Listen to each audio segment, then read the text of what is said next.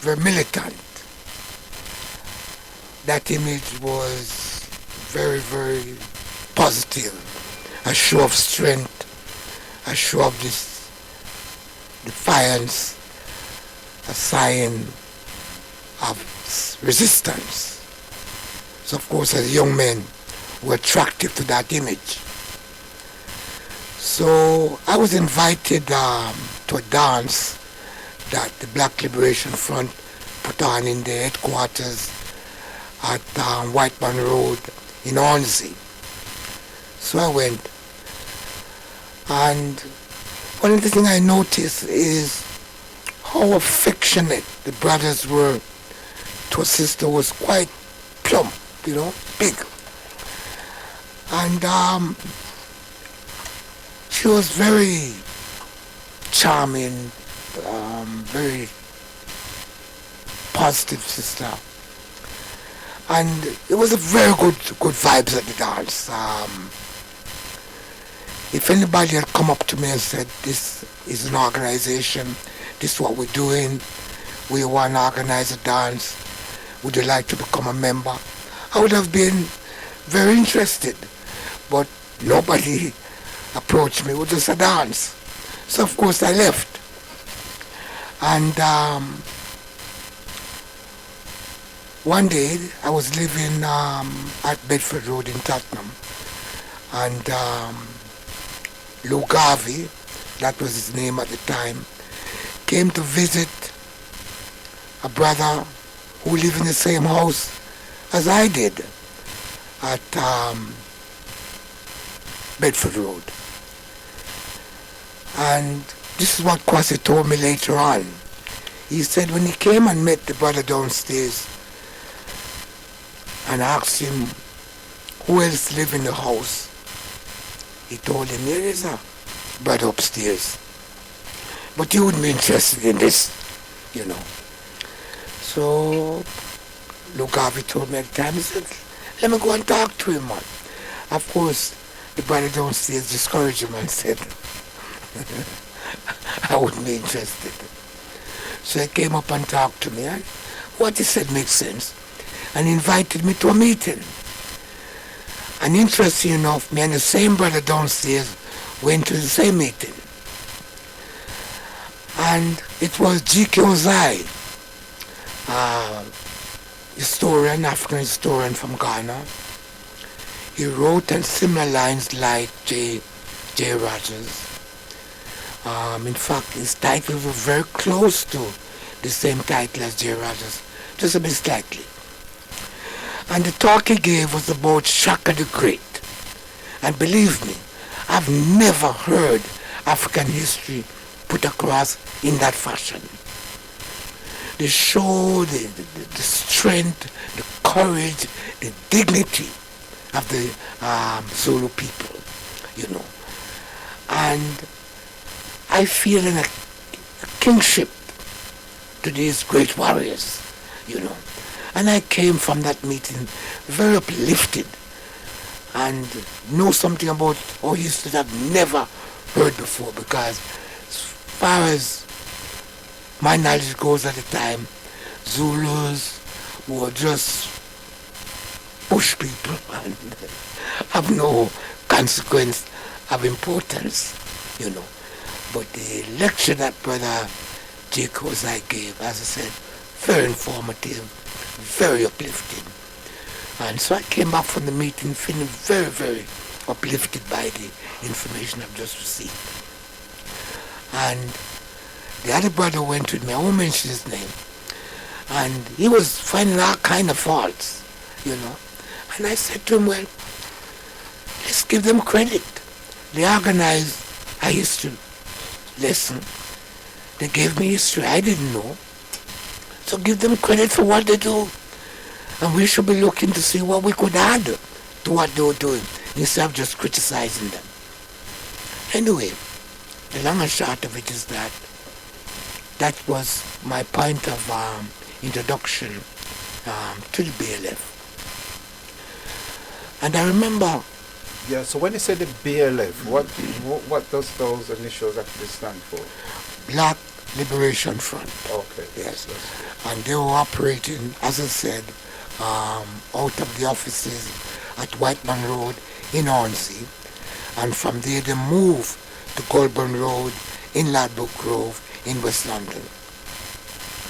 But they were very nationalistic, Garveyite, African organization. Is about identity, self-reliance, do for self, love self,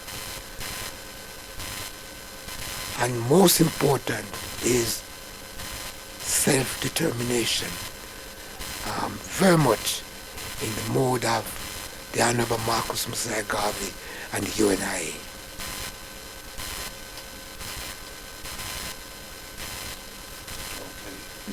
Okay, so we established that you met the Black Liberation Front back in the early 70s, who then sparked your interest in your African roots, your African culture. So you mentioned the name Garvey. So was it with him that you further went on to actually start the bookshop? And how did actually start Head Start Bookshop in Tottenham? Right. Did you go directly into the shop, or was it selling books on the street before that event came about? A very interesting question you asked me, Taharka. In fact, before Head Start Bookshop was established in 1975 at 25 West Green Road here in Tottenham, Grassroots first bookshop was 61 Goulburn Road in West London, in Ladbroke Grove. And when they told me the story of how they started, I was impressed, because this starting of the first bookshop within the BLF was a remarkable story. And what they told me was they decided in a meeting that they need to provide literature, information for people. We cannot rely on white bookshop to provide the kind of information that we want to read. So they decided the best way forward was to set up their own African bookshop. They didn't have any money. They didn't have any premises. And they went looking around and see where would be a good site to set up a bookshop. And they was walking on Goulburn Road and they saw this empty derelict shop. And they went in. There was no owner for them to ask any question. They just went in, fix up the shop, paint it up, put up shelf, and if they was able to buy, say, 6 books, they just spread them out on the shelf, you know. And they were there for a little while, and the owner was away on holiday and returned. And when the owner came back and found them there, he was raving mad. You guys are squatters, black people, moving to the premises, you know, and he's ready to call the police. And he said, listen, when you left it, you did not leave it in this condition. Look how we fix it up. The owner said, it has nothing to do with it. I didn't give you any permission. You're squatters. So they went in the back of the shop and they pulled out an envelope with money and they handed it to him. Now that changed the whole situation. Because as far as he's concerned, these people are squatters. Squatters don't pay rent, you know. So the situation become a little calmer. People be able to talk and people listen. So of course they was able to come to an arrangement with the landlord that they would stay, they would pay the regular rent, that they would negotiate on the spot, on the day. And Grassroots storefront operate from that premises for quite a long time. And it was from there that we decided to form Head Start. Head Start was formed by the Black Liberation Front and decided to open a base in Tottenham And that is how Head Start came about. And Head Start was not just a bookshop. Head Start was a Pan-African cultural center of excellence. It was about providing information and support for community. And people come from far and wide, from South London, East London, West London, outside of London. Head Start was known globally because of the type of material that we distribute from West Green Road and the kind of service that we provide for people. Legal advice, we provide what we commonly call a Saturday school, which is in truth an African foundation school, where children had the opportunity to learn about our history, our culture, our way of life. So, okay, so when you started Head Start now, in order to start a bookshop, I suppose you need books. So from what source was you getting the books? I mean, in this country at the time, I doubt there was very few black publishers. Well, the main two publishers at the time was New Beacon Books. I'm not sure at what point Bogle Overture came into existence, but New Beacon Books was based on Stonebridge Road, Finsbury Park, was the most known black publisher in the UK. So most of our books came from the US. You know, Third World Press, Africa World Press, Africa World Books, you name it. In fact, what I must say is that the books that came to stock Head Start Bookshop on West Green Road came out of the bookshop, Grassroots Storefront in that Book Grove. And the amount of books that we took out to stock Head Start, you didn't notice that books left Grassroots Storefront. And was lots of books. And from just a tiny handful of books in a short limit of time, because people were committed, people worked hard as volunteers. Nobody was paid. Not like in these days. People are very reluctant to contribute their time without pay. Okay. But in those times, there was that more readiness to contribute to build. Because we had very little in those days. And there was a need to own, to build, and to sustain. You know, our young people today believe we've done nothing. The older heads have done nothing. But it's because we haven't told the young people our story, where we've been, what we have gone through to maintain what we had. You know, the attacks we had from the National Front, from other vicious, fascist group of white folks, you know, and the police. Because oftentimes the National Front were police out of uniform. So from what you're saying, when you set up this bookshop, was there a lot of opposition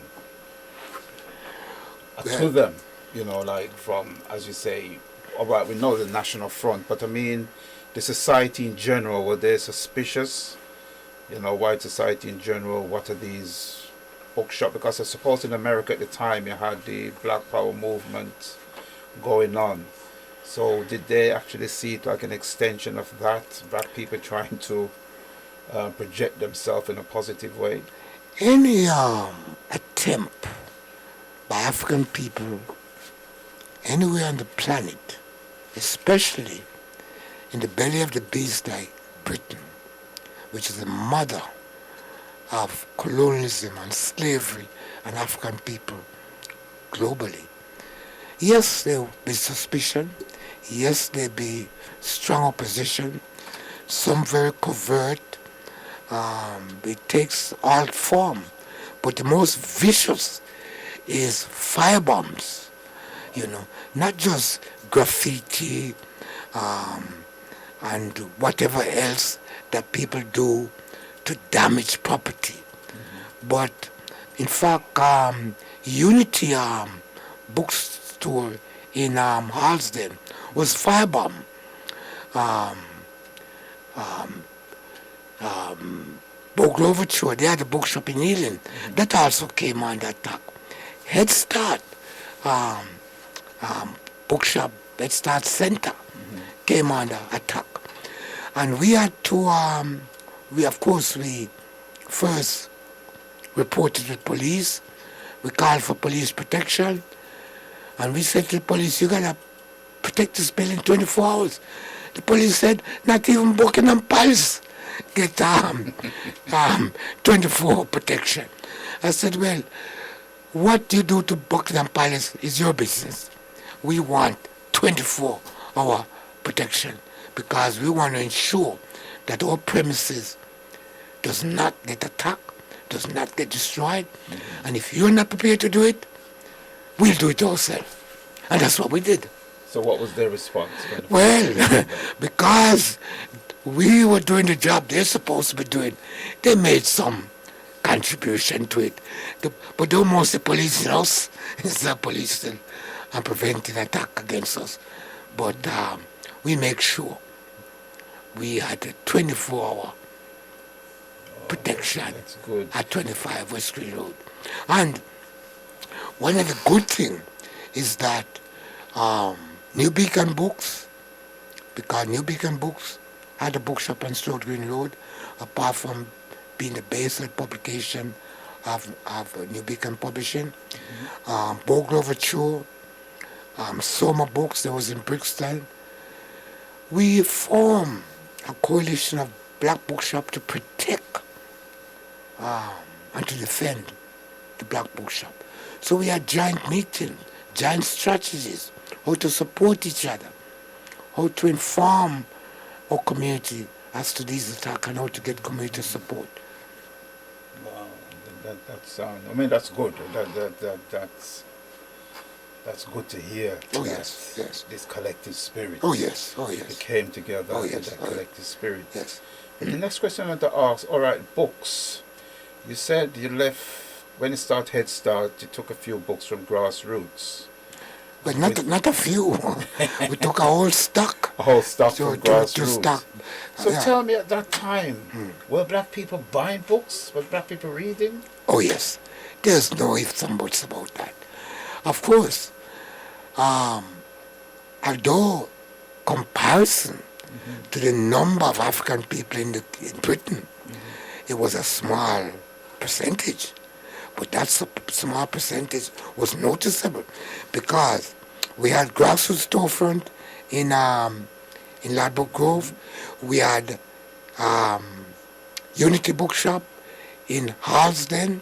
Okay. We had Head Start in Tottenham, North London. We had New Beacon, Stone Green Road, North London. We had Soma Books in Brixton. We had Timbuktu Bookshop in Brixton. We had, much later, we had Mama Africa Bookshop in Leighton. Yeah. We had a bookshop in Peckham. We had bookshop in Lewisham. We had bookshop in Stratford. In fact, 2 bookshops in Stratford. And there's a whole heap more. And just talk about London, And then you said they had Bogrover Cho. Yes, in Ealing. And others, if I had known, I could have write them down and tell you all of them, And we had started very well. People come daily to buy books. We went to events, to sell books, No, because I remember the first time I came to Head Start. Actually, it was as you know, at the time I was living in Birmingham. When Brother Beanie came down to London and bring us down, went straight to West Green Road. And when I first walked through that door, it's like Aladdin's cave. I had approached, you never seen nothing like it. And I remember those big carvings you had in the window. You had one particular one of a family tree. Must have been about 6 foot tall. Oh, yes. And it was impressive. It was impressive. And times after that, I remember making my own way to London just to come to Head Start. From Birmingham, jumping on the coach, coming down, just to purchase books. So, definitely Head Start was firing at the time. We were very, very encouraged and impressed with the value that our people put on the work that we're doing at Head Start. People came from all over the UK, from France, from other parts of Europe, that we didn't even know that there were black people of any sizable numbers. They came and they said they heard about this bookshop. They want to come. Even when they couldn't, the English wasn't very strong, but they bought books. They took with them and they said, we have nothing like this in French. We have nothing like this in Spanish. We have nothing like this in Portuguese. You know, you people, you don't know how lucky you are to have this kind of material. And they bought books, you know. But most important is that, as I said, we're not the only bookshop in London. But also the books that we push, Destruction of Black Civilization by Chance Williams, one of the most important historical work. J. Rogers, His Sex and Race, Volume 1, 2, and 3, Nature's No Color Line, World Great Men of Color, Africa's Gift to America, 100 Amazing Facts of the Negro. You could go on, you know, Ben Buchanan, Black Man in the Nile, African Mother of Major Western Religion, African Mother of Major Western Civilization. We could go on and on and on. Dr. Ben was one of the giants, the father, Diop, Sheikh Anta Diop of Senegal, a great scientist, a great historian.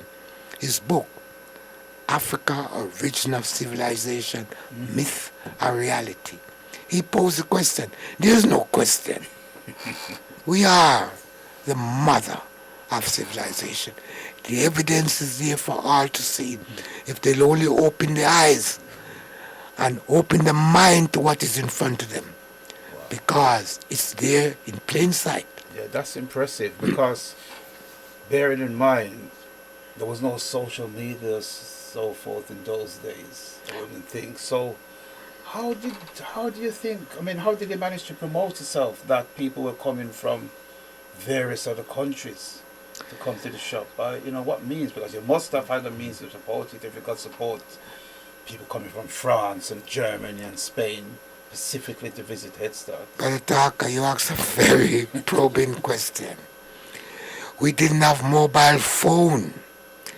The most advanced equipment, communication equipment we had, and that was much later, was a fax. You was able to get things quick. Either fax or telephone, and telephone was landline, fixed into a building, you know, our phone box. Our mobile phone did not exist. Text, forget that. We didn't know what that is. That was not in existence. You know, have Twitter, Facebook, whatever, you know. Those did not exist. It was word of mouth. Each one, teach one. People came, they saw something positive, they just share that information, you know. I'm trying to think what radio station we had back in the old days, and when what we call pirate station. I don't like to use the word pirate because they're not pirate station. They're truly community radio station, because the established station in the day, the BBC, and all the other radio stations, they weren't interested in what was happening with the African community. And whether they were interested or not, we have a duty and a responsibility to put out our own story, to tell our own story. That is our duty. Other people can come in and help, but that's not their responsibility. We get upset when people are not doing what we want done. That's nonsense. Do for self. The Honorable Marcus Garvey teaches, do for self. Do not rely upon others. That's not their responsibility. And if we do for self, we'll be so enriched, so much forward. Well, that, as you say, that was a positive thing, that just basically through word of mouth, the news was getting around so fast that people were coming all over to buy books. And to me, it just shows as well that, it's often said black people don't read. As somebody being in the book trade for so long, who was buying the books? Was it white people, mostly white people coming and buying the books, or was it vast majority black people buying? Well, I tell you something.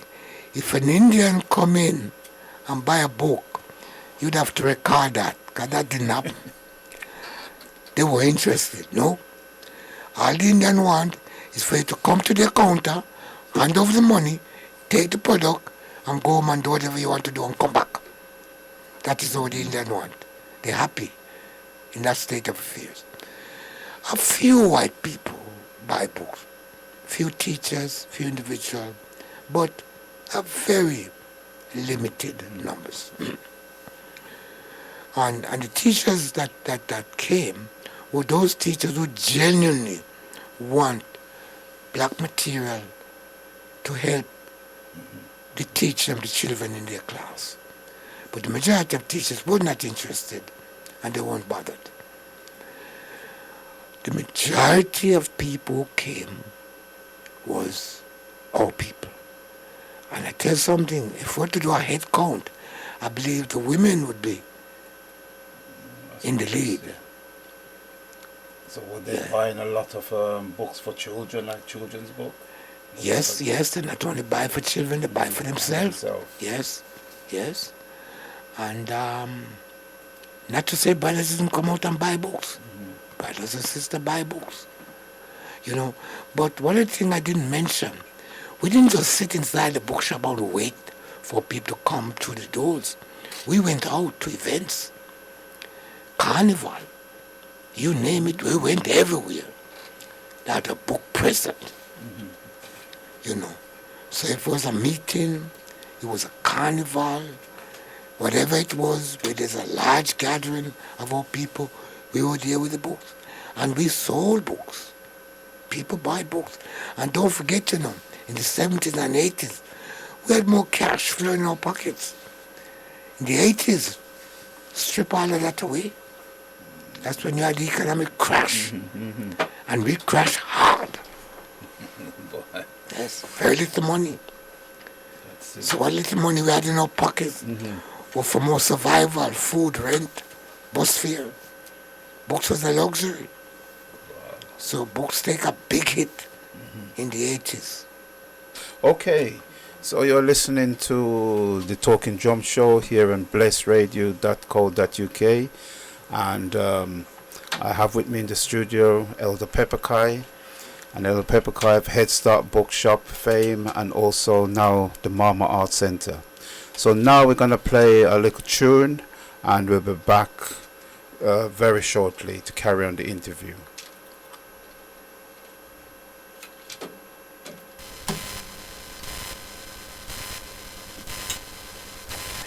The thing is, Brother Taharka, we don't know if people's hearing me.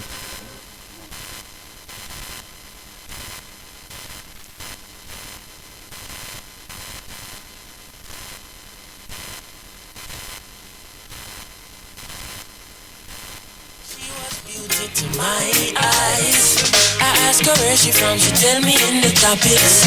She asked me what's my name, I tell her I am Connie. And I said, girl, tell me what's your name, and she tell me that her name is Jamaica. And I said, smile, girl, smile, smile for me, Jamaica. And I said, smile, girl, smile, ooh Lord, smile for me, Jamaica. Never you cry, here am I, yeah, I'm here for you, Jamaica. Dry your eyes, girl, smile, smile for me, Jamaica. Lord, hey, she have a rich history, a beautiful woman with the sweetest gifts, beautiful sunrise and an evening kiss of a nice sunset on the evening season. But she tell me say she tired of the exploit and the liars. She give them reggae, give them beaches, give them flowers and the ferns. All she got is abuse in return. But I say, don't you worry yourself, mama. Hey, Chronics is here to your help, mama. Ooh, I said no worry yourself, mommy. One thing we I beg you do for me. And I said smile, girl, smile, smile for me, Jamaica. And I said smile, girl, smile, hey, smile for me, Jamaica. Never you cry, here am I, girl, I'm here for you, Jamaica. What must I try? Oh, smile. And that she asks me, and this I want me say, a sweet, sweet Chronics, you forgive them, give them the one drop beat on a rhythm. And you give them bob with a different stepping. And you give them bolt, nobody can run left him. Oh, but see ya, they must see you say you're out of ideas. You give them art and sweet literature. You're gonna make the world see the better picture. I said no worry yourself, mama. Chronics is here to your help, mama. Hey, I said no worry yourself, mommy. One thing me I beg you do for me. And I said smile, yeah, smile, boy. Smile for me, Jamaica. And I said smile, yeah, smile, smile for me, Jamaica.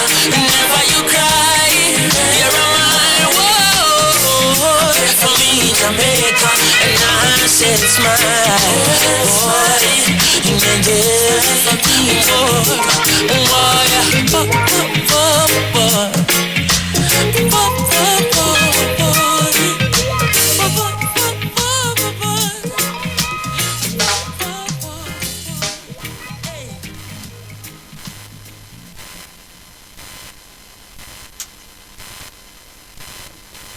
Yes, greetings again. Welcome back to the Talking Drum Show here with brother Taharka and Bless Radio. With me in the studio of Elder Pepukai, and he was telling us about how Head Start started, the Head Start Bookshop, formerly 25 West Green Road, and so we will now carry on the interview. So yes, yes, Elder Pepukai. So we established how Head Start started, and from got quite a few books from grassroots storefront and put into Head Start Bookshop, and then as we established, books were selling at the time. People were coming and buying books, so then it gave you a foothold in Tottenham. So also I noticed, I was told at Head Start that apart from the bookshop itself, like I said, you sold books, you did a lot of other activities throughout the center, like legal advice, Saturday schools and so forth. And you also had a meeting every Sunday until upstairs, which proved to be very popular. And through that meetings, I've also heard that quite a few personalities were developed. Could you fill us in on that a bit? Oh yes, every Sunday from say about 4 p.m. until 7 in the upper room at 25 West Green Road, we had a meeting where we have historian like Brother Elton, Brother Cecil Godsmore, and others who came regular and gave history lessons. But not only about our history, but also current affairs. What was happening in the Caribbean, in Africa, different topics. In fact, Brother Cecil has been teaching us our history for over 50 years. In fact, I used to remember he would come, whether it's the first Sunday or the last Sunday of the month, I can't remember the pattern, but he used to come once a month. And he would bring with him his slide projector, maps, books, and he would be coming up the stairs with all these books and maps and, And we had some very, very good session with Brother Cecil because he wasn't a lot older than us, He was like an elder brother, But the information he imparted to us was brilliant, You had people like Femi Biko, who later developed to be a formidable historian himself, and who set up an organization that did something quite spectacular here in the UK, in that he arranged black studies very different from how it was practiced in the US.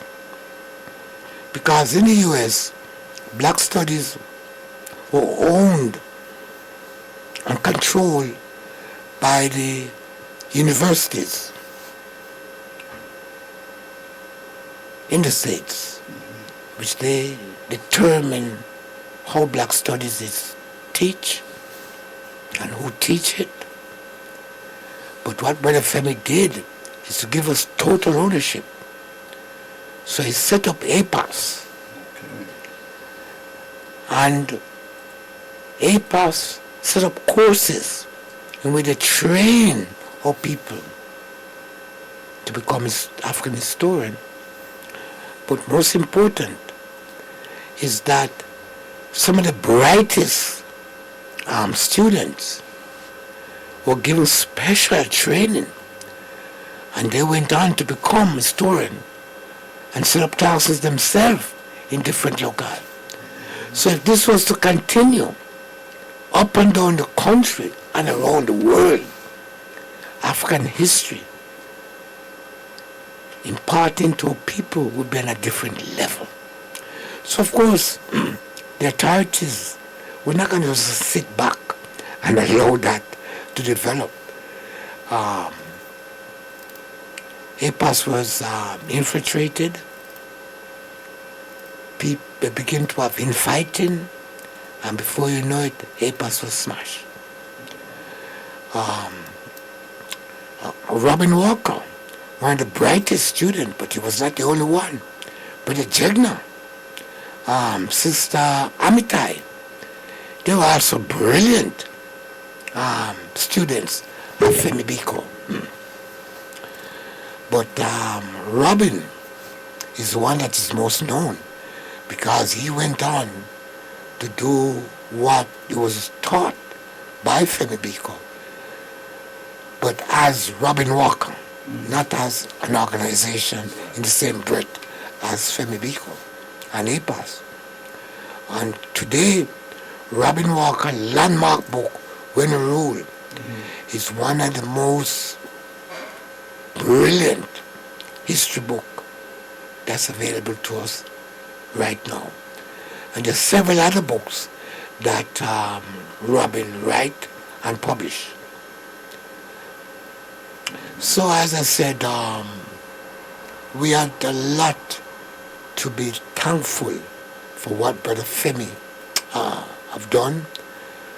And if there was no Cecil Godsmore, who was a spark, who was a teacher that inspired us in the way in which he taught, because now most presentation about our history and culture and what's happened throughout the black world is PowerPoint presentation.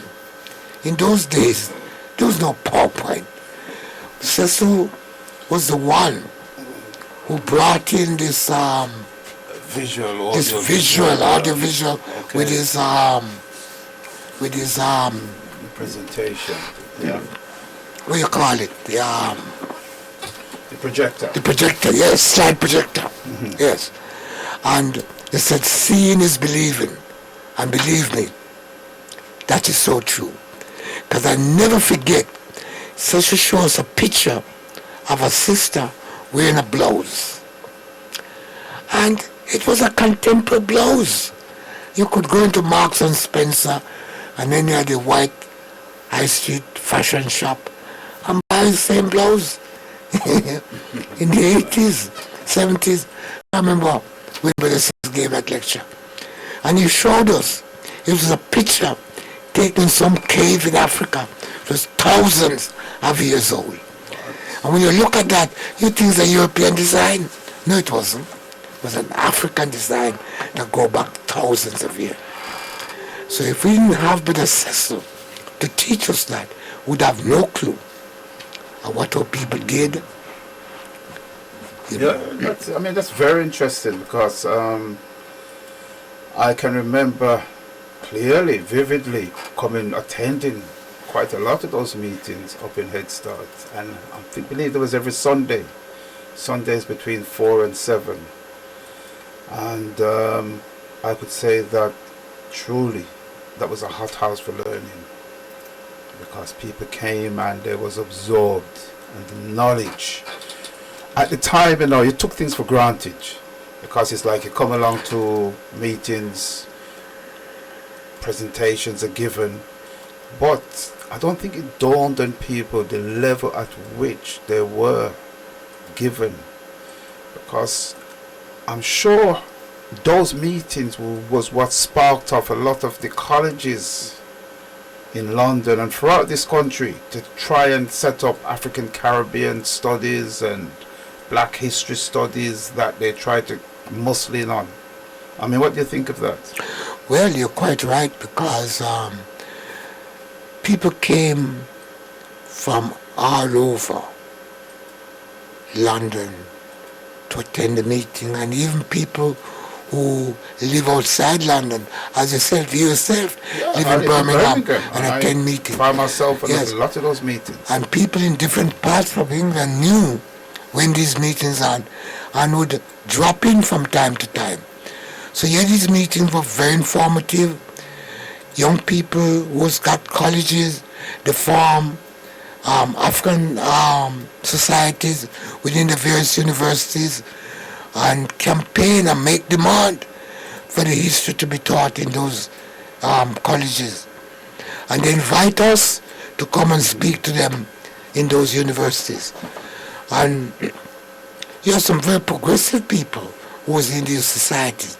It wasn't about dance and recreation and so on. They were serious about supporting their community, educating their community, do for self. Oh yes, man, up and down the country. Yeah. I mean, that's definite.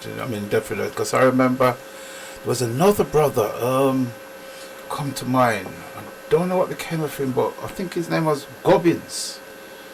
Brother Gobbins. And he used to come along. I remember him always talking about medical related issues. But again, he was a must see, a must listen to brother that used to come and attend those meetings. Yes. So I don't know if you know what happened to Gobbins. Well, he went back to, I believe, the Seychelles. I think that's where he was from, the Seychelles. But yes, Brother Gobbin, his background, his area of specialist was science. And he had an incredible mind. You cannot believe that Gobbin would quote from a page. And if you were to open the book and go to the page exactly as he read it, you'd read what he says. I've never met somebody with a kind of photographic memory as Brother Gobbin. He was brilliant, And he used to impart to us a lot of knowledge, but mostly on the scientific level. But he was very informed. Very, very informed. Yes, well, that's definitely the case. I would love to meet him, see what he's doing. Okay. Yes. Yeah. So we have established our Head Start Bookshop at 25 West Green Road, and now coming a bit more up to date, the Mama Art Center that you're involved with. I mean, how exactly did that come about? Well, to be quite honest, the Art Center creates itself. It's truly a self-creation, because I left Head Start in 94 thereabout and set up Pepukai Books. And how I end up setting up Pepukai Books was in fighting start at Head Start. There was disagreement, you name it. And to cut a long story short, I was doing everything I can to keep the unity. And I remember I was talking to my good friend, Paul Coates, of Black Classic Press in the US. And I was telling him the problems we're having at Head Start and what I was trying to do to maintain the unity. And he said to me, Pepukai, I would advise you to set up your own book distribution. And I said, Paul, you know me. I'm not about going it alone. I'm always part of an organization, serving our community collectively. He said, yes, I know, but those other guys are not interested in unity with you, so my advice would be to set up your own. And I said, no, Paul, whenever we have differences, we always break up. We never try hard enough to resolve our differences. So we just need to fight harder. We just need to try harder. He said, look how long you've been trying. It's not working. So you have got to accept that it's not working. I said, well, I haven't tried hard enough. He said, well, I would advise you to, you're the one who's carrying Head Start. You know the operation. You build it up to where it is. That's my advice. I said, no, Paul, I'm not going to leave. I'm going to do my best to try and build it up and resurrect what we have. But I went home and I think about what he said. And I said to myself, what if I don't rescue the operation?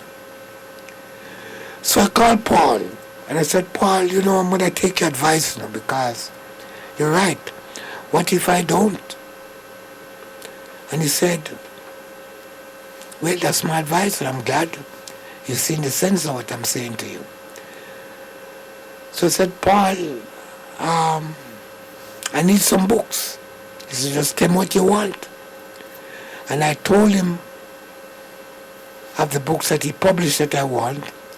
And Paul never said to me, Pepukai, this is the amount for the books. You've got to find money to pay for the shipping. Paul sent me the books on credit.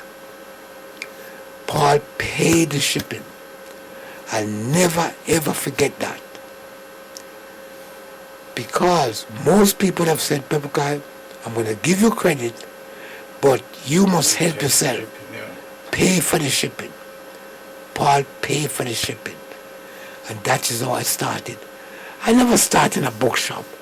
I started out of my house. And believe me, from a tiny little start, no bank loan, no family loan, no community loan, it was Paul Coates who started me. Once Paul started, I approached Third World Press, and I get support from Third World Press. I approach A&B Books, I get support from A&B Books. I approach Africa World Press and Red Sea Press, and I get support. And from those 5 publishers, that's how I started. And I become their representative in UK. And believe me, I distribute a lot of books. If I was sensible, I'd be a very rich man. But instead of collecting the money from most of my customers, I didn't get it, you know. So they owe me, and I end up owing the publishers, you know. Jeez. Yeah, so that's... But that's how I was able to buy the building, you know, from Books Heard. That's how I was able to buy the building, you know. And today, I didn't buy the building to start with my art center. I bought the building to remove the books out of the house because the books had taken over. I didn't even have somewhere to rest my head. That's true. Wow. Yes. So from that humble start, you got to the point where the Mama Art Center. It's interesting. I heard of Ma Art, but what's the Ma bit, the MAA? Because a lot of people might be a bit confused when they say Mama Art Well, Center. yes, that's a good question because when I told you that the center creates itself, it is truly self-creation because even the name Mama Art, I decided that I want to pay respect to the women who have been influential in my life, who have been my teacher, my inspiration, and my guide. So I start first with my grandmother on my mother's side. Her name was Agatha. And, you know, I've not really checked it out, but I always have a feeling that the name Agatha was African. And up till this day, I haven't checked it out, but the way it sounds, I believe it's African. So her name was Agatha. So that was the first A. Then the woman who was like a mother to me, because when I was a small child, my grandfather on my father's side was raised me. He took me from my mother. And his common law wife name was Muriel, and that was M. So that's the first M.A. And then my grandfather, my father's wife, her name was Amy. So that was the second A. And she was a formidable woman. Of all the people in my life, male and female, she was a champion. She didn't take no nonsense. She would say to me, listen, I did not invite you to my house. This is my house. These are my rules. And if you cannot abide by them, there's a gate. I didn't put a chain around you. There's no locks on the gate. You're free to go. But as a young boy, 12 or so, whatever age I was, where could I go? So I had to stay. And I stayed under discipline, military discipline. You know, I learned to accept discipline. You know, I was the only person, the only child in the house. And I had duties. I had to fulfill all those duties. Fetch water, fetch wood, sweep the yard, do this, do that. I was the only child. And I remember next door to me, there was maybe about a dozen children next door. And if the parents of those children want water, they have to pick up 2 rock stones and fling and lick down so many children for them to do their duty. Because they said, I know if you do it, this one say I know for them. That didn't happen in my household. Because there was nobody else for me to say, that person to do it. It was my duty. I had to get on with it. So I was raised very disciplined, very dutiful, you know. And as I said, my grandmother, she traveled to Cuba, traveled to Panama. She was a very highly intelligent woman. So that's the kind of background that I was raised, you know. So of all the people in my life, she's number one. But when I was growing up, I didn't like her at all. She was too brutal, too strict. You know, and when I left to come to England, I never write to her. As far as I'm concerned, finish with that, done with. But as I begin to learn more and have better understanding about life, and realize that the training, the way she prepared me, by the time I realized she had passed. So I never really get to say thank you to her in life. But I say it every day. There's nobody's name. There's nobody in the honor of the naming of the Mart Center name stand out more than Amy. But as I said, that's only 3 name. Then my grandaunt was my grandmother on my mother's side sister. Her name was Adassa, and Adassa is African, you know. And I only found out when she died, you know, because the name was put on her tombstone. And that's when I know she was named Adassa, because nobody ever called her Adassa. Everybody called her Auntie Mary. She was beloved by everybody. Everybody loved Auntie Mary. So when I found out that her name was Adassa, that was the other A. You know. And then, I have 2 daughters. My youngest daughter, her name was Abiola. And she came over here at one point because her elder sister, wasn't well, and she came to support her elder sister, Akira. And she said, Dad, what are you doing with this place? Because at that time, it was just a glorified storeroom, you know, and the books were there, was not doing anything with it, you know. And she said, she went and talked to her godfather, who was an architect. And he came and was assisting me how to develop the building. So of course, Abiola is an area. And you see, if I honor one daughter, I've got to honor the other one. And her name was Akila. That's another A. You know. So although I don't have 5A, I just have 4. But the 2 daughters share 1A. You know. And then, to have the other M, I said, but hold on. I've honored all these other women who has been influential in my life and who are my 2 daughters. But what about my mother? If it wasn't for her, I wouldn't be here. She was the one who gave birth, you know.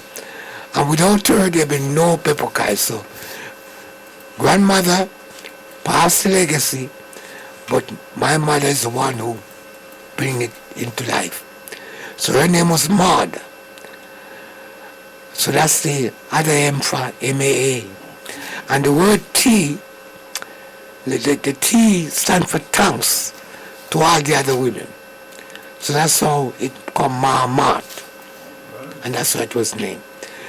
And I would say to everybody who is helping me to develop the Mart Center, you can change anything that you want to change, because people come with different ideas. Provided you don't change the core concept of what the Mart Center is about, and you can't change the name, that Mart must stay, because those women must be honored, must be remembered. That stands to reason. Yes. So you just mentioned the core concept. Yeah. That once you decided to, move it from just a book storage place and open it up into a more community inspired institution, I would call it. Now, the core principles, what was your thinking? What did you want to see happening there? And also, as it goes on, how would you like to see it developed? Right.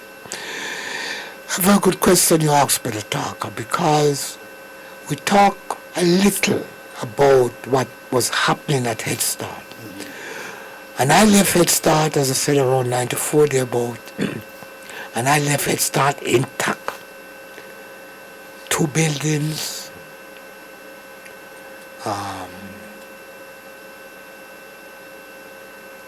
bookshop, and today nothing survived. It's been squandered and destroyed. And it was heartbreaking because I did a lot of hard work in building and sustaining the program of Head Start. And so did other people. So all I'm trying to do is to ensure that the legacy of Head Start does not dissipate into thin air, but continue, just at a different site. So the Mart Center should be a Pan-African Center of Excellence to inspire young people in science and technology, coming in the background of our history and culture. Because some years ago, I was in Chicago, and Brother Sekou Tafara, who is the publisher of Frontline Publication, the largest Rasta publisher in the world. The amount of books on Rastafari and African history and culture that Brother Tafara's publisher Frontline is commendable. And he invited me to attend this Black Expo. And I'm glad he did, because I came away inspired.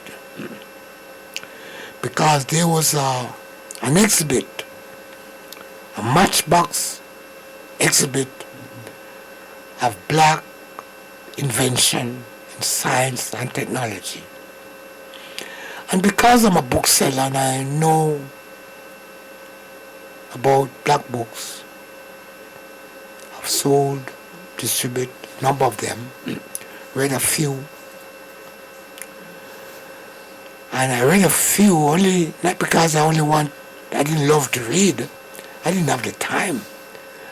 The amount of effort I have to put in to get the books, distribute the books, didn't have time to read as much as I wanted to.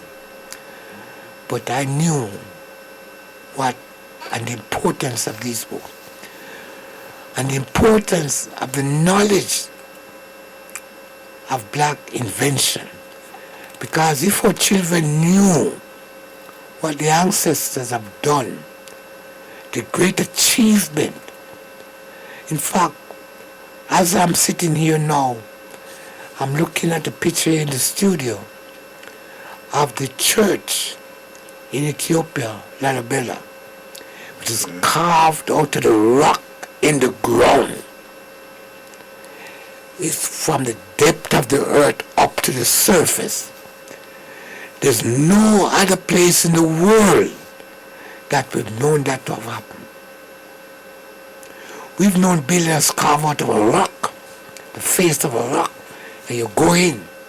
But it's from top down, from ground level, going down into the earth.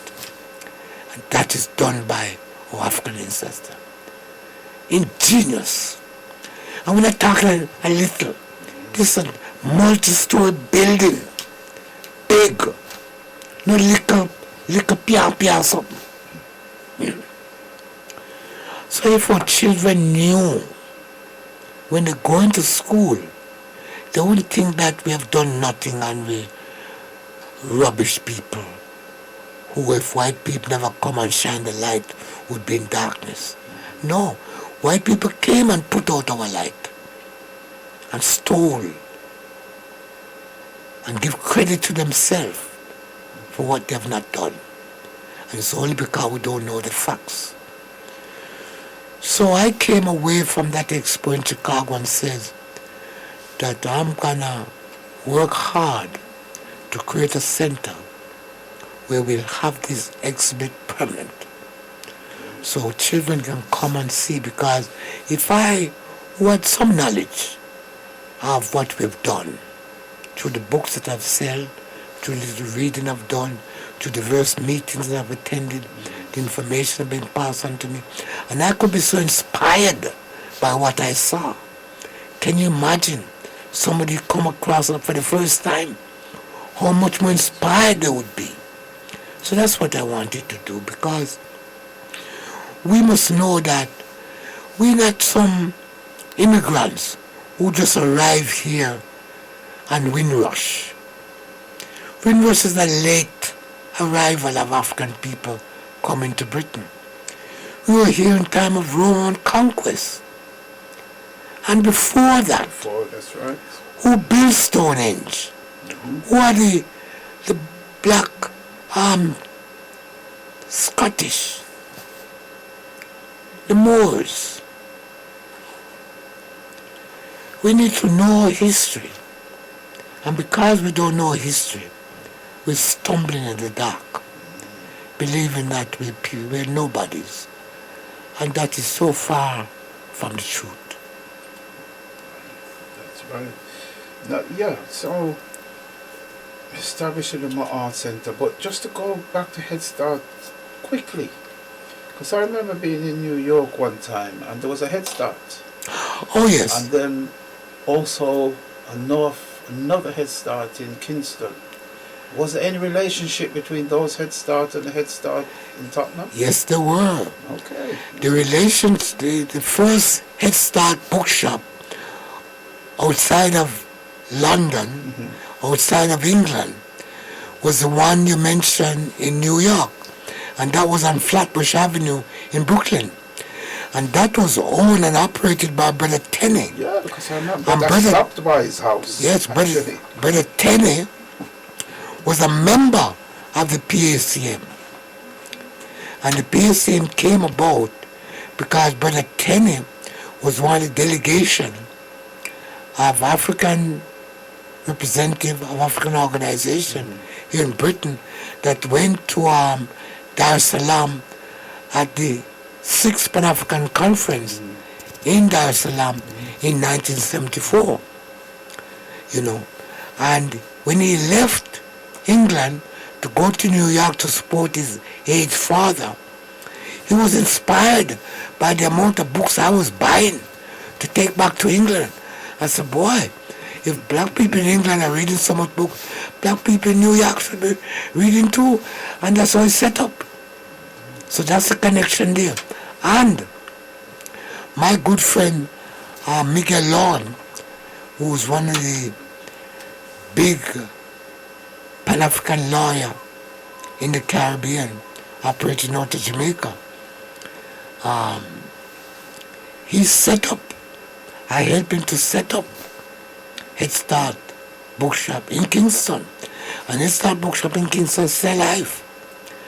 Unfortunately, it's that bookshop in Brooklyn moved to I think it moved to Florida. to Florida, yes, to move to Florida. But regrettable, Brother Tenney passed away. And because he passed away, there was nobody to run it and that close. Yeah. Yeah, because I remember being in New York myself and actually stopped by Brother Tenney and then went down to see the bookshop. Yes. With him and his wife. Sheila. Sheila. Oh, yes. And I remember there was two people that helped him in the shop. Imhotep and Trust. And Trust, that's right, yes. Yeah, yes. I remember that well. Yeah. I remember that well. So it's amazing how bookshop here could have sparked one in America and one in Jamaica. Yes. So, and if it wasn't for the recession that collapsed the book trade and the bookshops in the UK and around the world, and if it wasn't for what the others who was running Head Start at the time did to kill it off, it would have inspired bookshop in Africa, other parts of Europe. Oh yes, it would have. Yeah. So the Art Center now, I know there's also you continue your book distribution service, and there's a bookshop actually established there. You know, so how do you see that going? Well, at the moment we need to finish up the refurbishing that we're doing to bring the center into a better shape and to establish regular opening times, and that within a couple of months we're aiming to get that. So we're gonna be promoting the opening time so people can come any day of the week. At the moment, we're gonna give a phone number that people call. We're there every Sunday from 4 to 7. But as I said before we close, we'll be giving the times Okay, that so we're you can there. give a number. So if somebody needed to buy a book, right, say tomorrow, That's right, they would be able to. of course, yes. Okay. But we're fastly approaching the time when you don't have to make a call, just have to just turn up. Just come in. Yeah. Well, that's good. That's brilliant. And then apart from that at the Mart Center, I know that meetings, regular meetings are also held there. I mean, for instance, I know a few years ago we had Julius Malema passing through.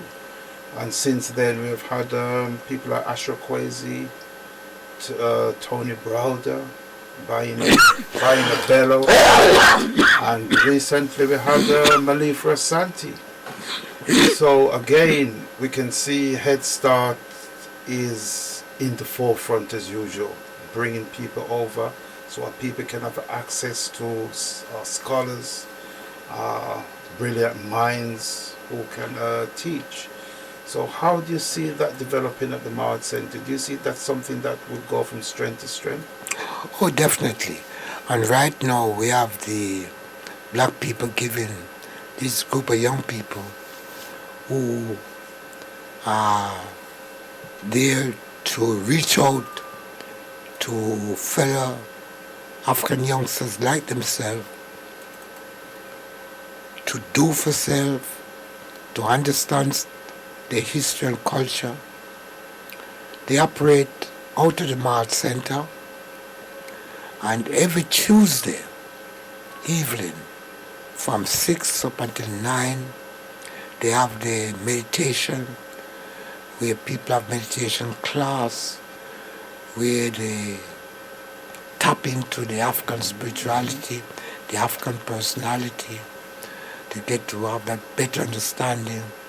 They're actually on the street, reaching out to young people, helping them to increase their awareness of self, awareness about the community, their contribution responsibility to the community. very, very encouraged and impressed with them as young people. Because we hear about destructive elements within our community of young people, knife crime and other negative behavior. But we don't hear enough about the positive behavior of your young people. And BPG, Black People Giving, is definitely in the frame. And we at the Mama Art Center appreciate these young people, provide them with space, and give them room for them to develop what they're doing. So it's not just having the different African historian, the African-centered scholars who will come and give lessons and information, but we have people who use the center, for different events, to impart knowledge, to impart information, about community building and community support. It's vital. Every community must have space where people gather to discuss what their needs are and how to provide those needs. Yeah. So I'd just like to say you're listening to the Talking Drum Show with your host, Brother Taharka. In the studio I have Elder Pepukai, and he's been going through the history of how it started, talked about grassroots storefront over there in West London, talked about Head Start Bookshop, and now he's discussing the Mama Art Center. So you can see there's a wealth of information there. So in the last half an hour or so, what I like to do now, I'll play another tune, and then we'll come back and talk about the vision going forward for the Mama Art Center, and also some of the activities, regular activities that go on that you may like to participate in, those who live in London, especially the Haringey area, and also that the reach that the Mama Art Center has in terms of other organization and other events that it's also plugged into. So at the moment I'd like to play another tune, after which we will go into the last half an hour.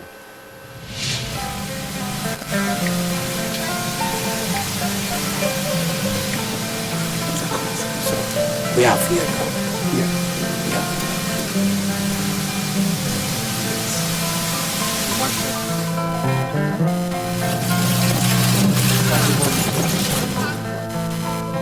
It's quite ironic, you see. Apparently black is selectively beautiful.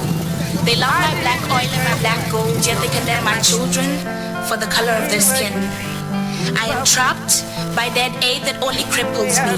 My children accept the third world status with a beggar mentality, forgetting the first world was built on Afri-Aid.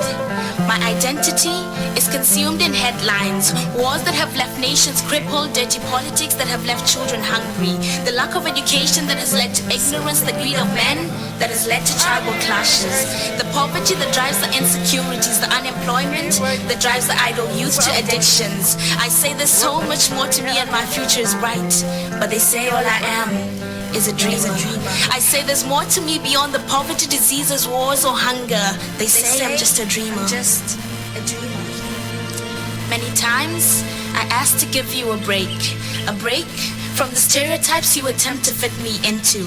I ask you to take my hand and allow me to introduce myself, but you call me the Dark Continent and say all I am is a dreamer. You see, once upon a time, I ruled the world. Yeah, I really did rule the world. My history was not one of slavery, but one of inclusion, love, peace, and unity. Kingdom so large, larger than Western Europe, where millions attended universities. Education didn't have them drowning in debts. Many lived in abundance and luxury, with no fear of crime, murder, or rape. But violence, they say, is in my nature, and my children are more prone to commit crimes. In Timbuktu, my children were uplifted. Profits were not made at the expense of humanity, but instead for humanity. Souls were not traded, but instead enriched with knowledge, a reason why the book trade was so prominent. Recorded by Mani as the world's third kingdom, ancient Ethiopia was the first kingdom to build stone castles of its kind, where coffee was discovered, and it was the first kingdom to convert to Christianity. The Kush Empire, an empire so powerful that it defeated the Greek, Persian, Roman, and Syrian armies. A king so competent that he revived the Egyptian economy and came to the aid of Israel when it was under attack. Yet, they call me uneducated and uncivilized. My civilization is buried in the sand as European civilizations destroyed. A reality so suppressed that it sounds almost surreal. I guess that's why they call me a dreamer. Still today, I invite you to take a walk with me along the Nile. Enjoy the breathtaking view of the Victoria Falls. Come and witness the great wilderness migration in the Serengeti. Or better yet, take the challenge and see how far up Kilimanjaro you can climb. Perhaps wine and dine in the Sahara deserts. Maybe then you'll understand this beautiful paradise I am. Alternatively, allow me to alter your perception of the violent culture I am also commonly associated with. Let me tell you about Ubuntu, one of the most beautiful humanist philosophies you never hear of. A notion that simply stands for I am who I am because of who we all are. Because I understand that humanity is interconnected. You see, one day I will rule the world again. Yeah, I really will rule the world again. Not in isolation of others or with prejudice towards them, but with inclusion, love, peace, and unity. Because in Africa, we don't want to merely go fast alone, but instead far as human beings. So we go together, and you can feel free to join me.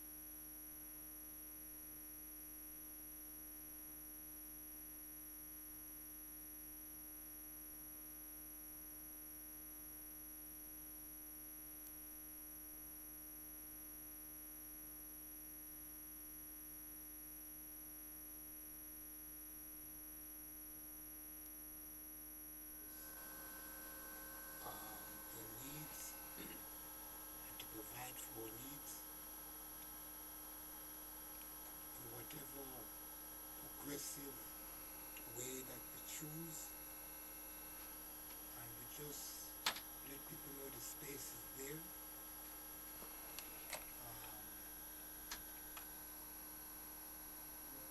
The key thing is about us improving the appearance of the city, so it's more comfortable, more accommodating. So that's what we're working on that as we speak. But when people come, people are encouraged and impressed in how far we've reached and what we've achieved so far. So the key thing now is about promotion. It's about continuing the work that we're doing and looking for people to come and help, because what we're doing is for our community. And we're not a grant-aided operation where we give money by charity and it comes to. We have to self-generate. So people have got to come to contribute in every form possible. Because we're doing it for each other, we're doing it for ourselves. Self-reliance. We must never ever forget Garvey's teaching, Garvey's example. We achieve that other people achieve by doing for self. That's right. That's right. Once we're on that road committed to self-reliance,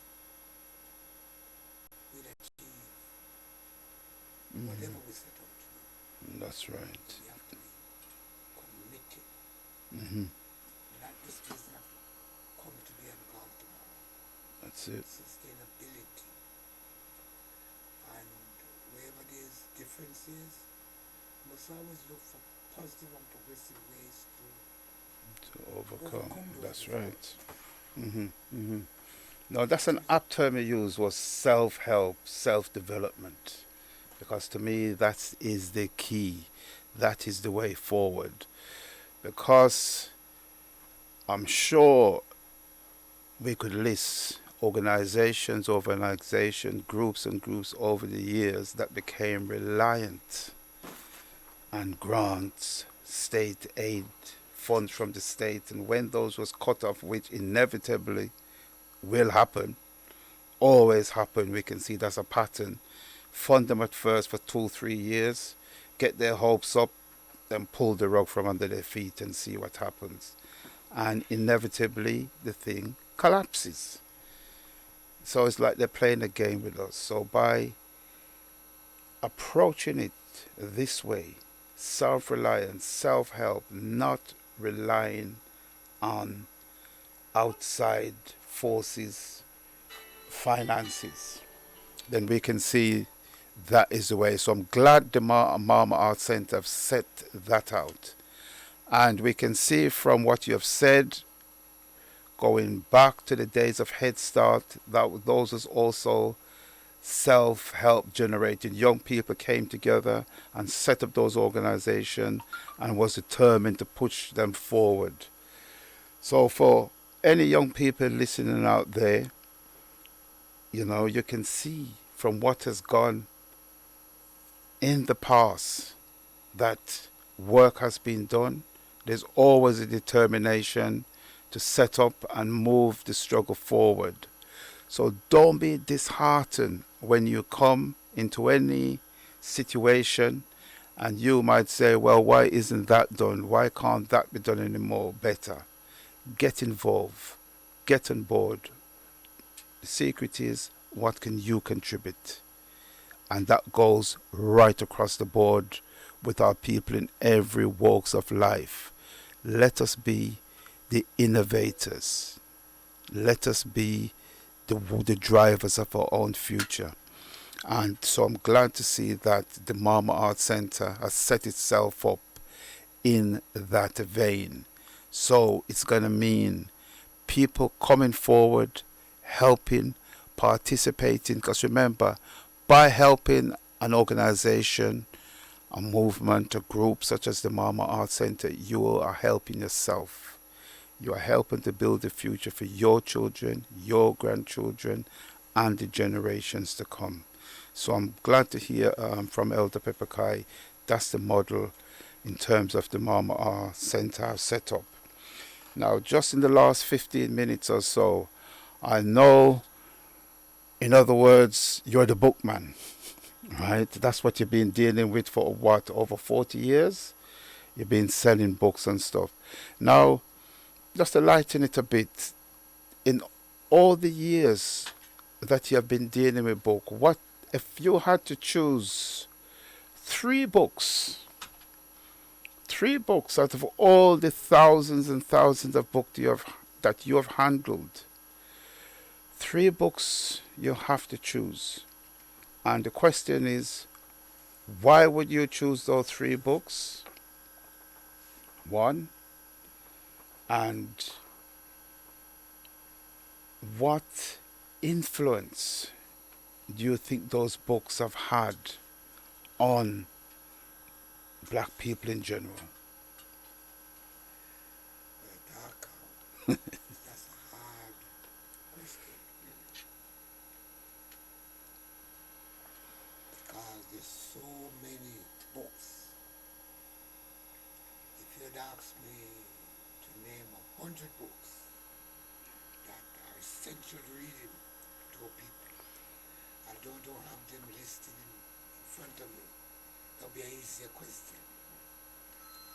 If you cut it down to 50,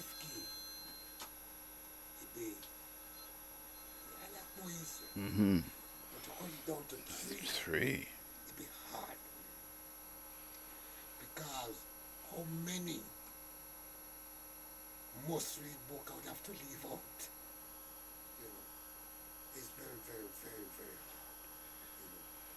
But I would first say the destruction of black civilization by Charles Williams. This book by Charles Williams, again, the subtitle is Great Issue of Race. And it is a great issue of race. But it's not just the information of what we did, what happened to us, and why what happened to us that Charles Williams chronicled in his book, Destruction of Black Civilization. But is that he put himself in it. It's not just somebody from the outside looking in. It's somebody from within looking in and out. And it's one of the few books that not only talks about the great challenge that we face as a people, how we fall from such great heights to the low level that we've reached. But what do we need to do to get back up? He put a plan. And the sad thing about it is that how many of us have looked at the plan and even critiqued the plan and said, oh, this wouldn't work. This would work if we change it. We're very good at focusing on the problem that we face. And we become so overwhelmed with the problem that we face. But we're not good at seeing ourselves as the architect of our own salvation. We always expect that somebody else will do it. And even if we have good advice on what to do, we don't follow the advice. It's like a sick person going to the doctor. And the doctor said, what's wrong with you? Well, the doctor's supposed to put tests on find out what's wrong with you. But the doctor's asking you, what's wrong with you? And you tell the doctor. And the doctor said, okay, take this medicine 3 times a day after me. If you go home and just put on the medicine, what will happen to you? Your condition is liable to get worse. The medicine that the doctor gives you could also make you worse, but it's more likely to make you better if you take the medicine and take the medicine as the doctor gives you. Because the medicine could be okay, but you haven't followed the dosage. The doctor said take it 3 times a day for 7 days. I said, go on, sister. Now wait, man, that take too long. I just drink it half in one go. It's not gonna work. Could probably end up killing you. That's right. So the book, The Destruction of Black civilization. by Chancellor Right. to me is one of the major most read book of all time. Okay. There's whole heap of other history books I could mention, but that one. But that's is Then I will go towards the book by Anthony Broder. You mentioned it. Anthony Broder came on. that's right. Gave us great lecture, and he's doing some major digs in the Kemet, commonly known as Egypt, the most of us. Independent, African, independent excavation study. Not waiting for some European people to dig up and then critique them. We do it ourselves, and that's what he's doing. His book, From the Broader File, these are some very short essays, but the way in which he's phrased them,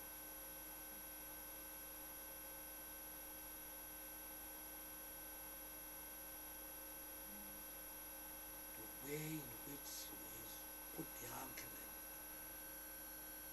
you don't have to read that book from cover to cover. You just pick it up, open it at any page, and whatever page you read, you get so much out of it that will inspire you, that you want to get more, you want to know more. So I would strongly recommend that to everybody. You know how many of those books I've sold, and how many people have come back and said, you know, how much they benefit from it.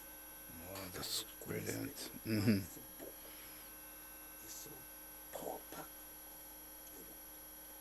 And the other one is a very, very special book, and that is The ISIS Papers by our beloved psychologist, Dr. Francis Wilson. And what makes this book so unique is her investigation as to what is racism and how is it practiced and why. Because racism is the greatest contradiction on the planet today. It's about white people who believe that they have the right to dominate, to take what they want from who they want,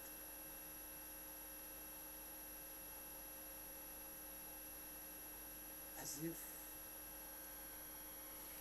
it's a right. For example, at the moment we talk about the fires in Australia, and the whole Australia is on fire. Great forests are in flame. People have lost their property, house, lives, gone. Even the animals, some of them maybe never to be seen again. But they're white people. How did they get there? Did the people in Delta place invite them there? Was there a visa? Was there a passport? How did they get there?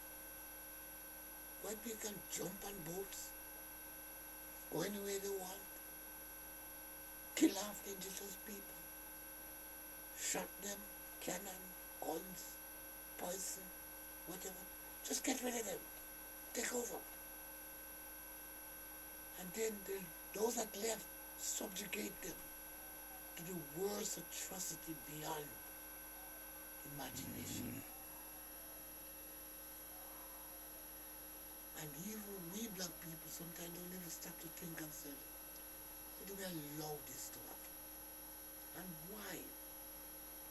What give white people this idea that they can carry on in this fashion and get away with it? And there is no law, no authority to say, no, hold up. This is wrong. This is wicked. This is evil. And this cannot continue. As if white people have done nothing. At the moment, there's demonstration for a couple of days ago because Britain decided that there's African people who must be get rid of out of England. You commit a crime, and you must be get rid of. No, black people are not the only people who commit crime. There's a horrendous crime committed by white people in this country, and they're still here. Nobody's chucking them out. And they're not chucking them out because this is their country. That's right. They're born and their ancestors come from it. Now, who are the people they're chucking out? African men and women who commit a crime, whatever they've done, some of them not serious crime. You know, they haven't killed anybody. They haven't taken away the crown jewel that don't belong to the crown. And they're to be booted out. They came here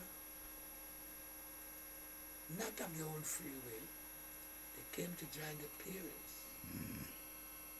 And the parents was invited here.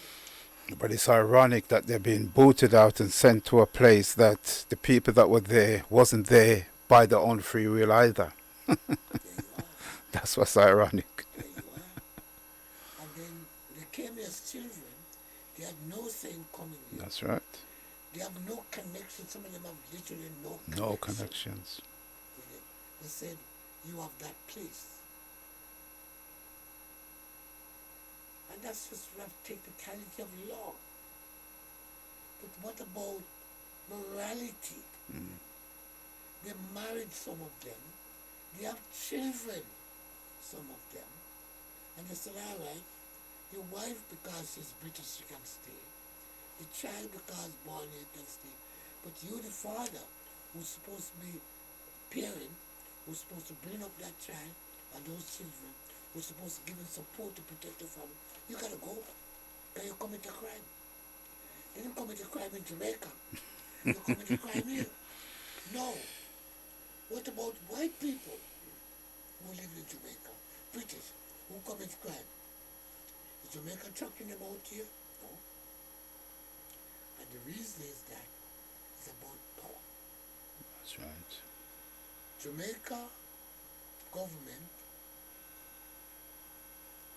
sold themselves cheap. Because the bankrupt country might borrow a lot of money, and Britain and America and the rest of the European world can move straight over there as a pay up. Because they can't pay up, they will jump for any kind of liquor deal. So I don't know the facts, I haven't done the research, but you could bet that they're giving Jamaica a little change.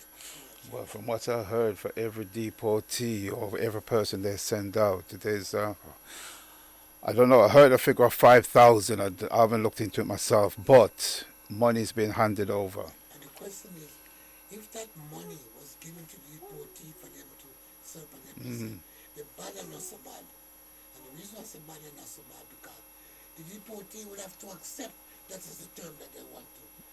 That's right. They have no say in the matter. They grab, bundle onto a plane and ship out. No. And Jamaica have accepted that. If Jamaica just said, no. These people are there. There's some legality that we can sort out. But they make their life there. They've contributed, they pay tax. The parents was invited there. The parents were there legally. And they were brought over. So we need to find ways to resolve this. Can't be chucking them out. They don't know nobody here. Who's gonna receive them here? Who's gonna take them over here? We're Well, not doing that to you, so why are you doing that to us? yeah, I think, well, time is almost up on us, but that's interesting. And you say the ISIS paper. Yes. So the That, ISIS paper looked at what caused racism, that's right. what it is. And she said it's plain and simple that is fear of white people have been eliminated from the planet. And I said, but hold on, nobody's threatening white people. There's no group of black people or any other people who threaten to wipe white people off the planet. White people are the one wiping other people off the planet. No group of other people have any plans who have been the victim of white aggression who's trying to rip white people off the planet. And white people cannot say that group of black people have attempted, that group of black people think it and therefore that's what we do. They cannot say that because it's not in the mind of those people, regardless of the atrocities that white people commit on them. Yeah. So why are white people become so terrified? They become terrified because white people are not stupid. They're wicked, they're evil, but they're not stupid. They can see things, and they're not in delusion of reality. The reality is, if a white person and a black people mate, the offspring will no longer be white. In America, they said you have to be 1% 1%. black blood. Some Well, people look lily white. Uh-huh. You can't tell the difference between them. But because they are 1 drop in America, they classify them as white. So that's really interesting. Like you say, you chose the ISIS paper because to me, it's a book that I've read several times. And Frances Cress Welsing, I think she was light years ahead. It's like she's seen into the future when she wrote that book. And that book is like, it's a testimony. It's a standard that every black person should have that on their bookshelf. Because by reading that book, your eyes will be open. And when things, like you say, was happening in terms of the deportation, it won't come as a shock or it won't come as a surprise. Because she predicted all that. Because that's the nature of the society, of the people that we are dealing with. So it's very interesting that Destruction of Black Civilization, The Broader File, and the ISIS Papers are your 3 top books. And that's very telling because those books are, like I'm saying, classics within themselves. Not just that.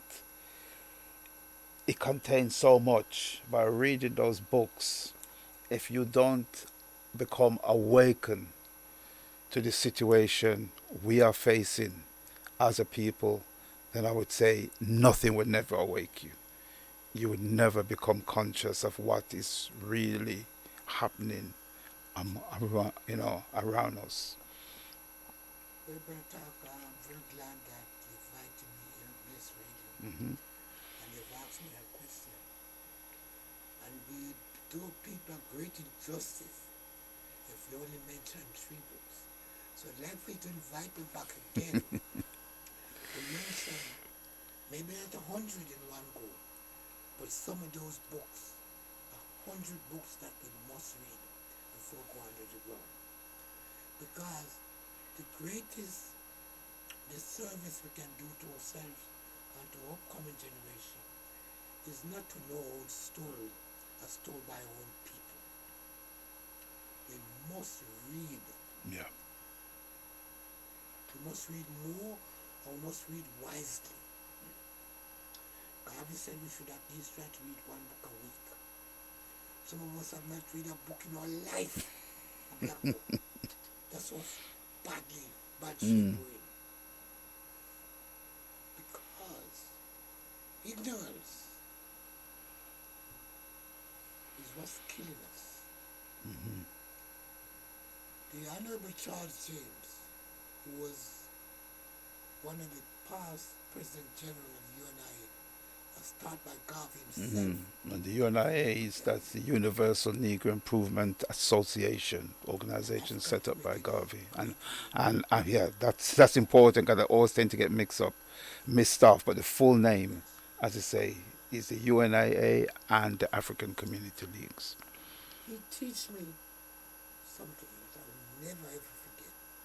He said, intelligence rule the world, ignorance carry the burden. Yeah. Intelligence rule The the world. world, ignorance carry the burden. And if you look at it, we're in so much ignorance, we just don't know. We are always surprised. And oftentimes, in any black household, you can find the Bible, but you'll not find one book written by a conscious African. Well, just to say, just before we wind up, those 3 books that you mentioned, if somebody listening now would like to get hold of them, would they be able to get them from Pepukai Books? Brother Taharka, and I'm not ashamed to tell you, I don't have one copy of any of those books. Yes, It's because not because they're not available. It's because I haven't got the cash to buy them. yeah, Because I'm a wholesaler, so I'm going to buy the bulk to get the level discount to ship them over because these books are published in the States. So you have to ship in bulk. If you buy one book and post one book, the amount it costs you, you just bump up the cost. yeah. So you have to buy bulk. I've got books on the shelf. I don't open 24/7. For the time that I'm available. Because people don't know some of these titles. They're looking for the bestsellers. And I'm out of stock on most of the bestsellers. So what I'm saying to people, just come, spend some money, make it harder. buy what we have, because we have some good books on the shelf. Start with those, boost up the cash flow, and then we can go and get the books Yeah. that we need to add to the ones we already have. But you can't come there and not see books that you want. Yeah. Every time you come, you say, oh, want this. That's what needs to happen. Yeah. But people come in numbers.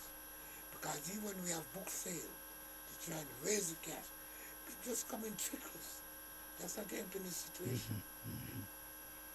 So just to finally, when you just mentioned the book trade, I mean, what impact do you think Amazon, a group like Amazon, had on the book trade itself, like shops, people coming into a retail outlet to get books?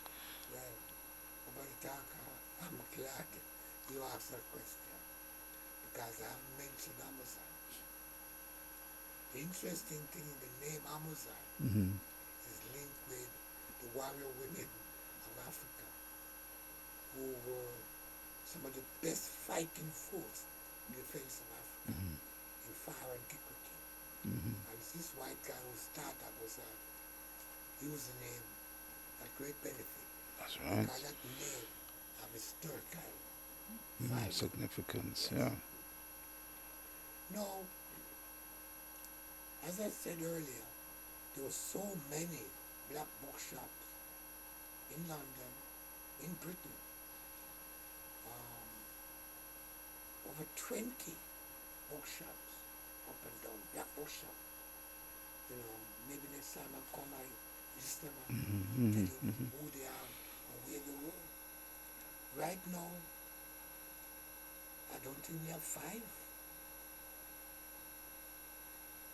In fact, right now, all the bookshops are closed in Birmingham. And Birmingham used to have at least, no, I tell you, there might just be one. I don't want to do any disservice. So let me do my proper research and come back. But come back to the impact Amazon had. In the old days, back in the 80s when black books was at its height, a black person could write a book. They could publish it themselves. They have a black distributor, whether it's A and B, number of other black distributors. They have a number of black retailers. So they didn't have to depend on a white publisher, a white distributor, and a white bookshop. And of course, we are the black readers. So from the writer, black publisher, black distributor, and retailer. black retailer, black reader. No white person. And even a black printer was involved in the chain of producing and consuming a black book. So when Amazon came in now, most black writer ought to have some deal with Amazon. So cut out the black publisher, cut out the black distributor, cut out the black retailer. We've done that. Black up, closed down. So it's a black writer and Amazon. So Amazon now become a force, giant. So when you talk about books, Amazon, don't think about black bookshop. Don't exist. Amazon. And even the black, we the black person say that. So we're cutting our own throat. We're sharpening a knife. We're providing a knife to cut our own throat. Yep. Well, Because in the old days, you had a net book agreement. Our bookshop have to sell the book at the same price. Amazon can sell it. I have book now. Somebody tell me they look at Amazon, it's over £1,000. And I would probably sell that for £20. jeez. That's my price. Yeah. And I've been advertised Okay. £1,000. So what do you think is the way around that for like black shops in terms of how can we educate our people? Quite simple. Because as you say, in the 80s, they were coming out, they were buying the books. So they're still buying books. Yes. It's obvious that the books are still being sold, black books are still being sold. Right from the wrong source. Yep, but... We have to stick with do for self. Let me give you a classic example. How we keep ourselves in chains, or we publish ourselves. If you go into Asian grocery shops, you'll find a common range of products. I think it should come prepare. I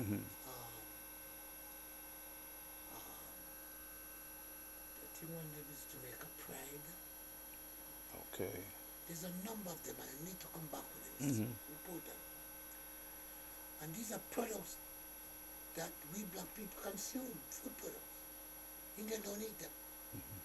They may be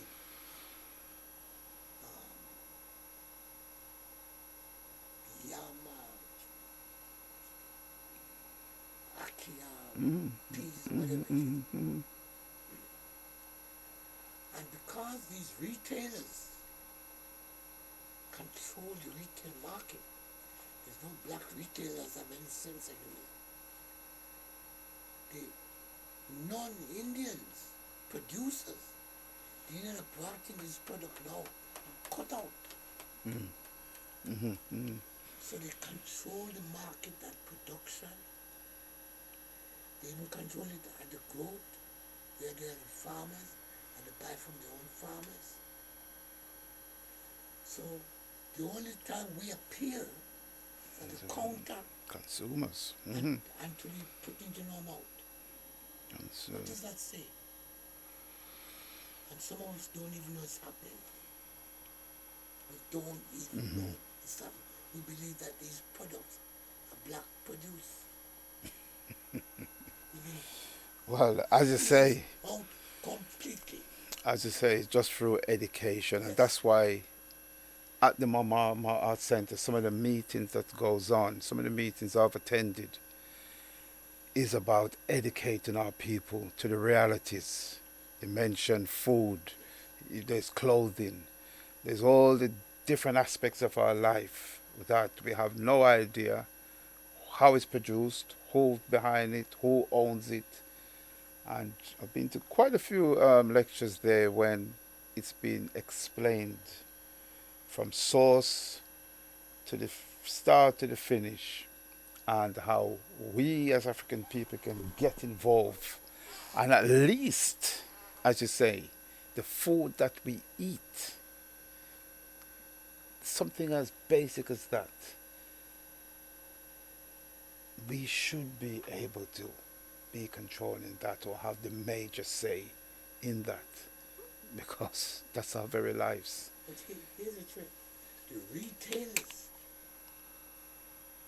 they buy from their suppliers, their wholesalers, and they're all Indian. Yeah.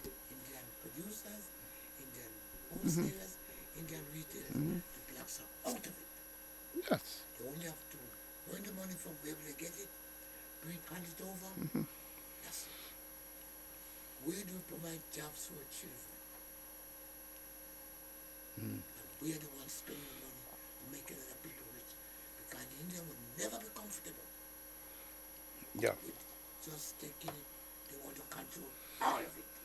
But in order to overcome that, you mentioned the term self-help. Yes. We need to look to ourselves, knowing we can do it.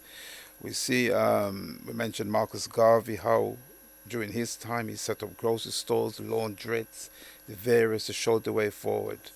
Yes, and that's what we need to take up, and we need to realize that as a people, if we do not control, as you say, the saying that James says, the Intelligence rule the world.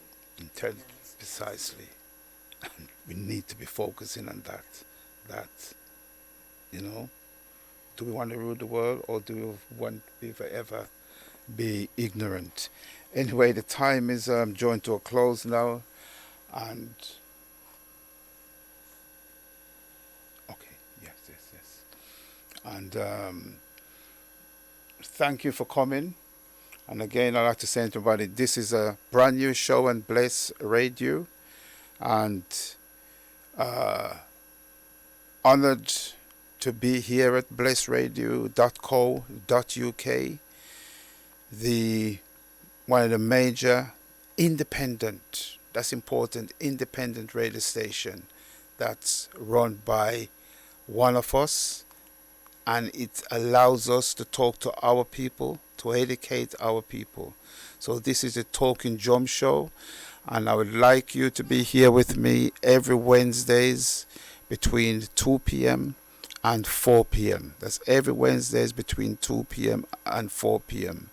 And as we go forward, I'll be having many, many more guests and many more information, because Talking Drum Show is about empowerment, showing our people how to empower themselves, not just here in the UK, but throughout, and I would say this, throughout the Pan-African world, meaning wherever we are, we should be in control of our own destiny.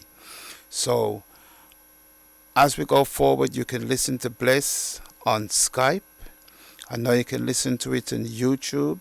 There's also TuneIn. There's many, many platforms. And just to put this in your phone, this is the number, because as we go on future programs, we'll begin to open up the phone lines and have people phoning in, so we can have a two-way competition, a two-way conversation with the listeners as well. So the phone number is 0795860571. So as we go forward, this is the phone number. Have this in your phone, because next week we will open up the phone lines. So again, thank you for listening to the Talking Drum Show and bless.co.uk. And I thank Elder Pepukai for being here. And like I say, that he's somebody I will be having back, because there's a wealth of information here. And as we know, in Africa, the elders carry the knowledge, and it's an honor for them to pass it on.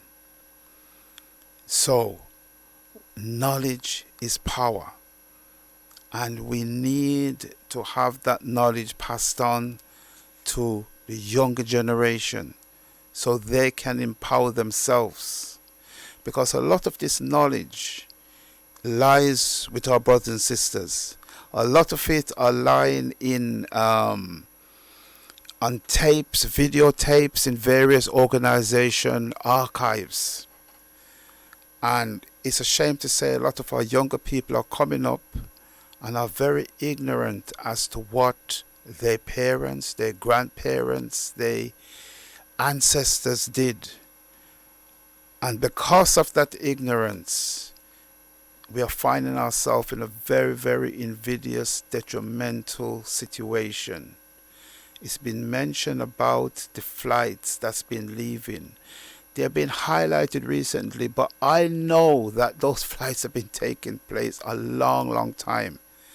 I can remember as far back in the 1980s, plane leaving Gatwick Airport full of people being deported.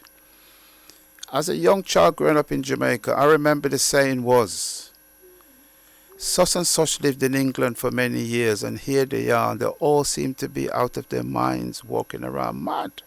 So the saying was, what are they doing to our people in England that they're all going mad?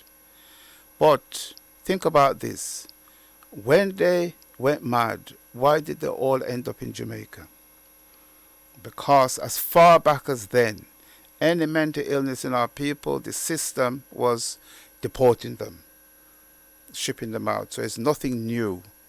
Now they've just broadened it out and saying if you commit, because up until 2017, to get deported after committing a crime, it had to be a crime that carried a sentence of 4 years or more.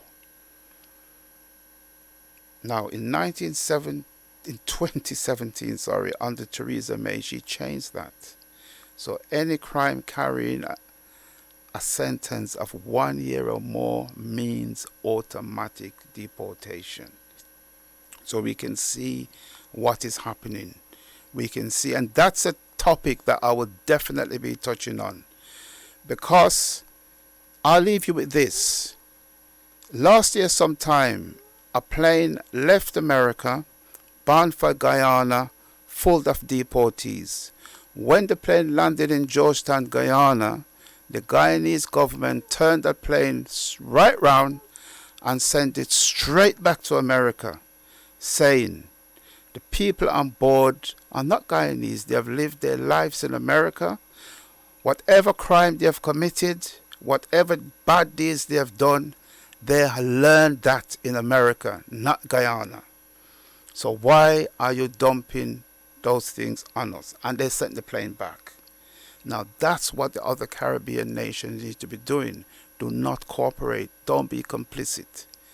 So that's a topic that we'll definitely be looking at, and I'll be getting people in who are involved with the various organizations that's working with people who find themselves in that situation.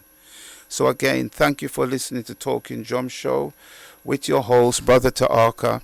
And until next week, Wednesday, between 2 and 4, I wish you African love. And so I'll see you all next week. Thank you very much.